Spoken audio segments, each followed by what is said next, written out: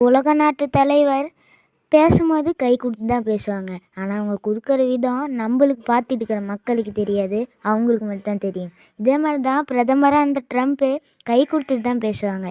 இது அவங்க எப்படி கை கொடுப்பாங்கன்னு பார்த்தா, அவங்க பக்கம் 4 ஆட்டை ஆட்டிவிட்டு அவங்க பக்கம் இழுத்து 4 கீரை போட்டு அமுச்சு விடுவாங்க. இது என்னப்பா அவங்க போல்டாக கொடுக்குறாங்கன்னு நினச்சிட்டு இருந்திருப்போம்.